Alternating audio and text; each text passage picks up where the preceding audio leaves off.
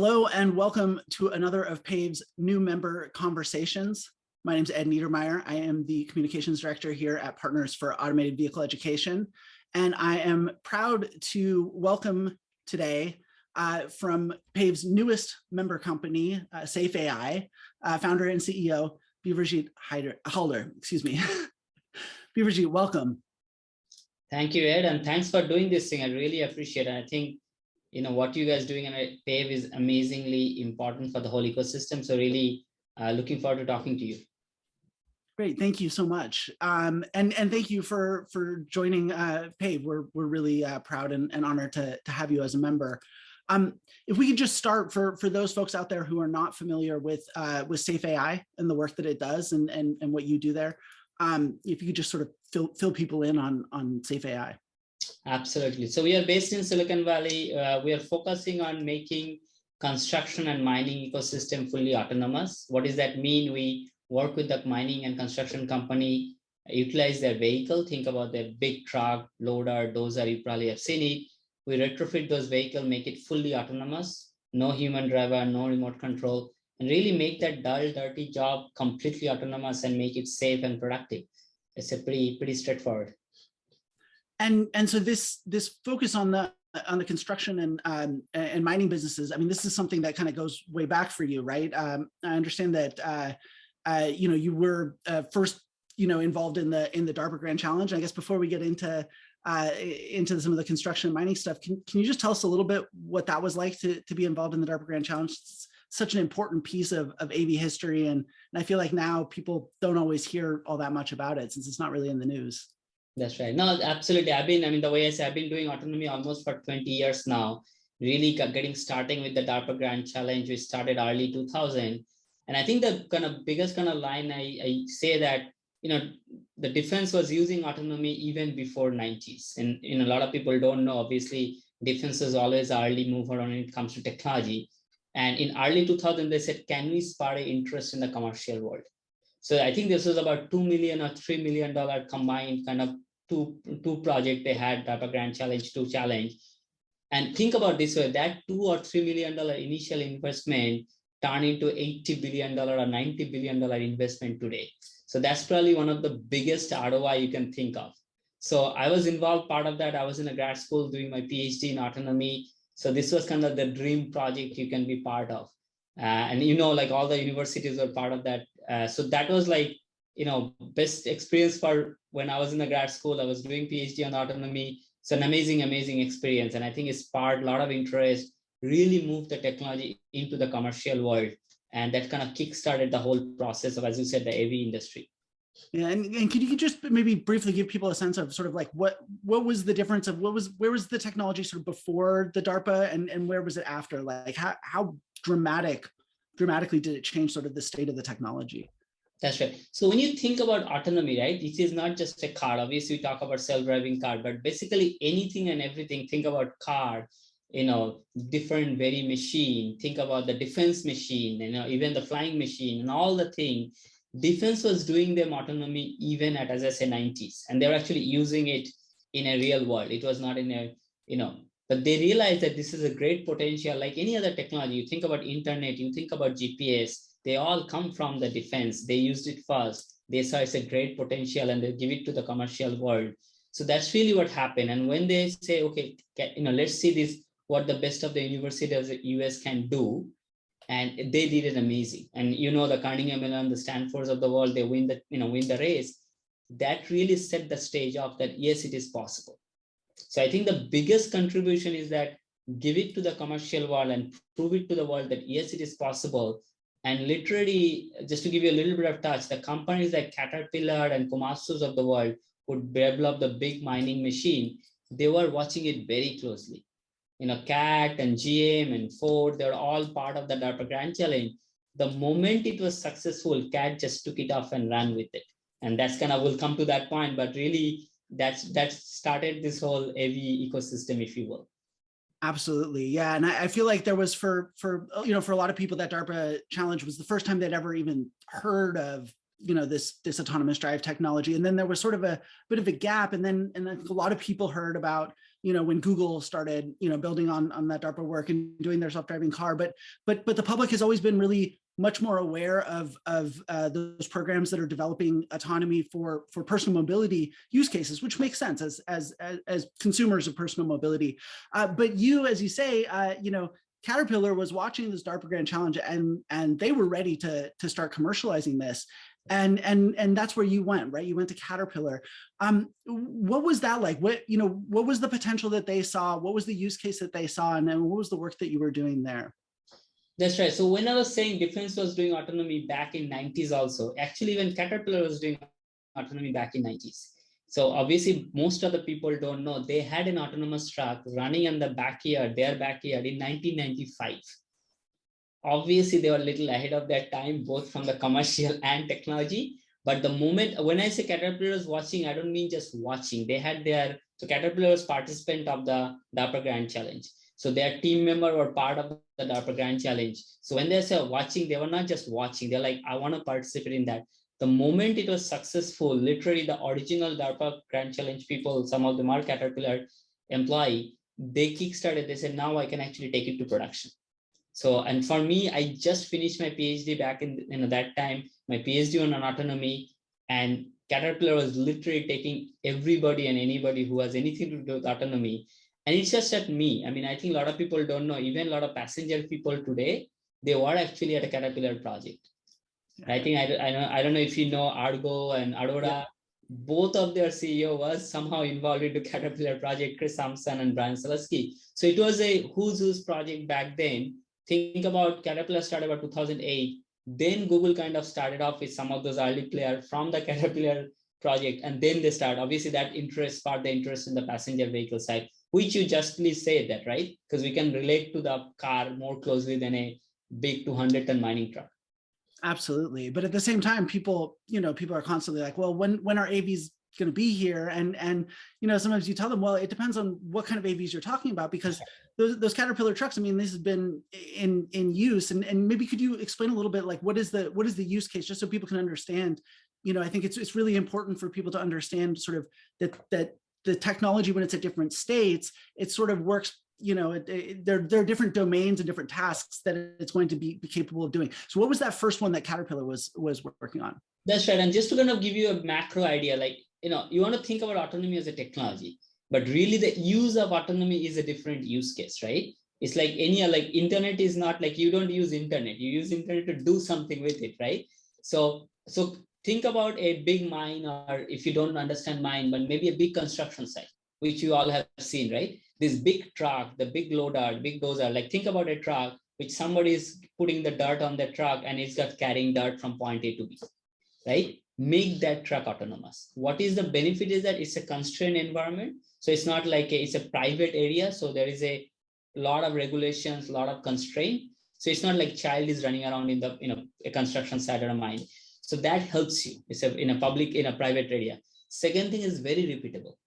The truck is moving dirt from point A to point B all day long, 24/7 for 5 years.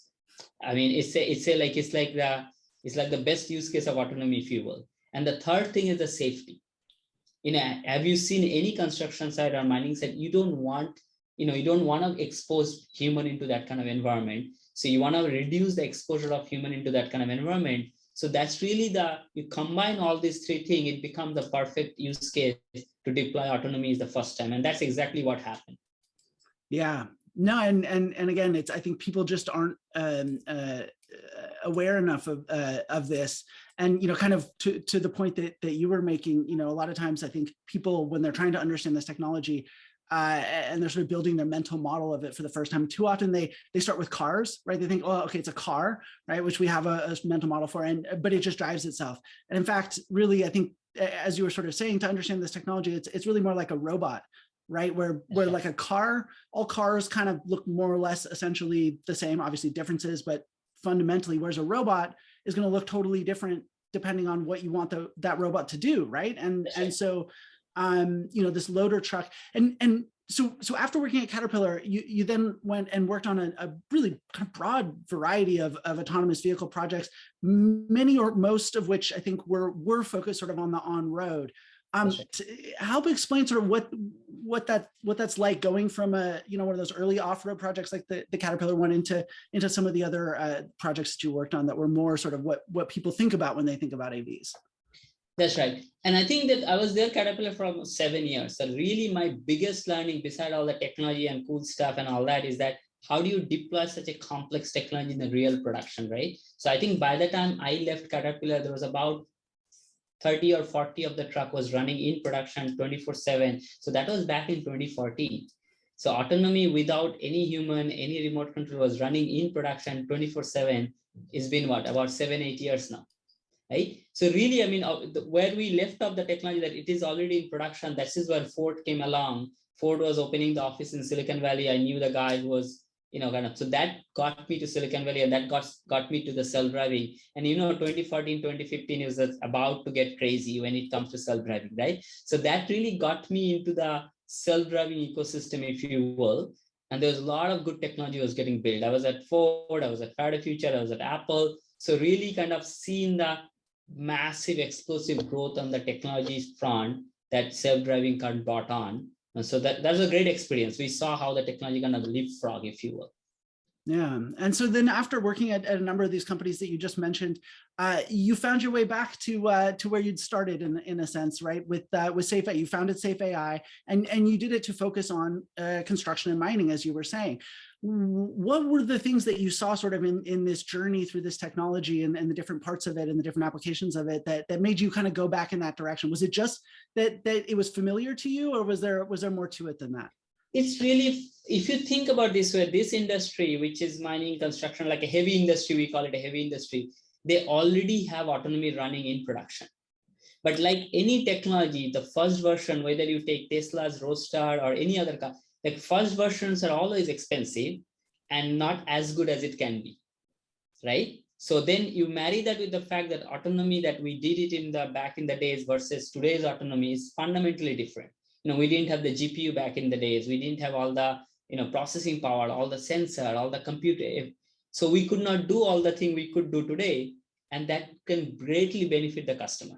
You know, their use case can greatly benefit. And also you don't have to buy a, you know, Roadster anymore. You can buy a, you know, autonomy at a price point that everybody can access. That's really the trigger point that nobody is doing it. The way I say simplify is that if Google was doing autonomy for mining, we would have 50% of mining equipment autonomous by now. So you combine the fact that this will be a great benefit to the society from the safety and productivity point of view. They can use the latest and the greatest technology at a price point that can access everybody. And that's how technology moves. Like if you, I give an example of internet for simplification. If you want to have internet in 1980, you probably will get, you know, few drops of, you know, bits of data and you pay a lot of money for it, but not today. So that's really the motivation. We said, let's take this technology back into the industry. They can benefit from the safety, productivity, and reliability at a price point that everybody can use it. And that's really our kind of vision for the SafeAI. Yeah, absolutely. And I think, you know, when people sort of realize, you know, often for the first time that oh yeah, the AVs aren't just cars on roads, right? That it's this variety of vehicles. It's often easy to sort of look at, you know, I guess what you would call off-road applications, right? As you said, there's not the kind of randomness of public road traffic and things like that. And, you know, I don't think anyone really thinks that any kind of autonomous drive technology is easy, but I think, you know, it's easy to kind of just think like, oh, okay, well, it makes sense because it's simply easier. What are some of the challenges of off-road that are different than sort of some of the on-road applications? Yeah, so let me make a macro comment first before going to detail. Like really, I think one of the things people, and they will realize when they use it, is that autonomy is not about technology. You know, people focus on technology today because it hasn't been applied yet, right? So I'll give the example I give everybody is that you don't pick a car based on whose brake is better. Everybody's brake is better, right? So think about autonomy that way, that you don't say my autonomy is better than your autonomy. Everybody's autonomy is going to be good. Now say you can do better job with my autonomy in my use case. So it's really the difference is a use case. So with that context, you want to say, okay, what is the complexity of the use case? And it is really the understanding that what they use this truck for, what they use this machine for, right? So I can go into technical detail, but that's why I say can I make their life easier with this machine? How do I integrate this autonomy into their overall workflow? How does it make it easier for them to use? Like the passenger and other quite haven't hit with that problem because they haven't productionized it, if you will. So the deltas are, I mean, technology wise, I can go down to the point that there is a bigger machine, the control is harder, the environment is a lot more complicated because of the dust and all the thing is, so there are all those technology reasons, but really heart of this, do you understand the use case and can you actually make it better and better and easier for the user to use it? Because the end vision that we have is that, think about that you want to do something, whether let's think about construction, a construction project, you have all the machines just getting the job done coordinatedly, and human is just doing the managing the plan and orchestrating the plan, and your work is getting done. So that's really the main difference. I know this is not a direct answer, but it's not a technology answer. Yeah, no, but I think it brings up a really great point, which we were sort of alluded to earlier, which is that this technology, you almost can't really understand autonomous drive technology without really understanding the task that it's doing and then the domain in which it's doing it. And I think, again, people think of it as, solving autonomy as like one single problem, right? Where you solve autonomy and then all of a sudden you have a computer that can drive anywhere, everywhere. How would you respond to people who sort of are thinking about the technology that way? Yeah, I mean, I think a lot of people say the same thing. I'll copy that. Is that building the technology is, I would say, 10% effort. So making it productionized and making it happen for real user is a 90% effort. So, right. There is a good autonomy that just gets you in the table, right? Okay, I have the technology. Now, how can I use it? That is really that's where the 90% effort goes. And that's what we say. When you say why we did, we understand this vertical very well, right? So we know this is where the 90% effort will go. And technology is just a enabler of that, if you will. I want to shift a little bit and talk a little bit about AV education and PAVE. I think, what you've just explained, both given some history of your experience in the industry, and then also sort of explaining, the differences between domains and tasks. And, this is all really aligned with the stuff that we're already doing. But I'm curious, sort of, where does your motivation come to join PAVE to support education on this topic? Yeah, what I kind of started off with, this discussion, right? I mean, what you guys are doing is immensely important. And I think there are quite a bit of area. One thing, just to kind of maybe start off the technical side of it, like there's a lot of commonality between these different use cases. One is the safety framework. Like, we don't, whatever use case you think about, but we want the autonomous machine, autonomous truck, autonomous vehicle, what might be, to be completely safe. And safety hierarchy was the same architecture, right? We all want the same thing, right? Simple way, the vehicle should not be close to anything that is not supposed to be, objects, right? So I think there's a lot of learning you can do it. There's a lot of whiteboard safety you can do, but the real understanding from the actually applying in the use case and keep sharing that information, that is an amazing. And somebody like PAVE is a great kind of the enabler to that. Because, can we have everybody's knowledge there and kind of share that? I think another thing is that what I call it a greater acceptability and adaptability. Like if you there is still a lot of thing, is it going to work? Why is it good, right? But you can do all your technical argument, all your philosophical argument. But if you show people, here is a 1,000 truck, let's see this 1,000 truck has been running in this mine or a construction. Think about a construction site. What would have taken a 5 year? Now they're getting the job done in 4 years, and see, they have no fatal accident. And if you show that again and again to the humanity, it will also give a greater adaptability and acceptability to the all community. Like it's okay, it is such a affecting our productivity, safety is going to do the same thing for my other use case. I think that, and instead of one company and one use case propagating that message, I think somebody like PAVE is an amazing platform to do that. I think that third important thing is building the ecosystem. Because again, I think we are too marred into technology today because it's too early. Like think about, I want to, because you want to think about the game-changing technology. Think about iPhone, right? iPhone, one of the biggest technologies is how do you do the touch thing, the capacitor. But who care about capacitor today? We don't talk about capacitors technology for iPhone, right? You say, what app am I going to download, right? So think about autonomy the same way. We are talking about technology and DNA and all that thing because it's too early.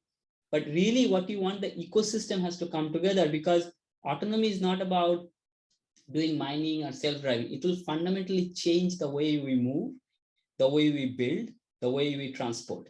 And that is not just autonomy, right? Every ecosystem has to change with it. So I think, and that you can't build it without the society's full commitment. It is not about writing code. I think those three things, if you think about, I mean, PAVE is just a perfect platform to propagate and share across the whole community. Well, I think that was just a beautifully put, reason why I sort of get up every day and do this. So I think we'll just leave it there. I have really nothing more to say to top how you just described it. But like I said, that's exactly kind of the things that I'm thinking about when I get on the job every day. So thank you for putting it so eloquently, and thank you so much for joining PAVE and supporting our educational efforts. Bibhrajit Halder from SafeAI. SafeAI is the newest PAVE member. Thank you so much for taking the time to come and speak with me today. Thank you, Ed. Thanks.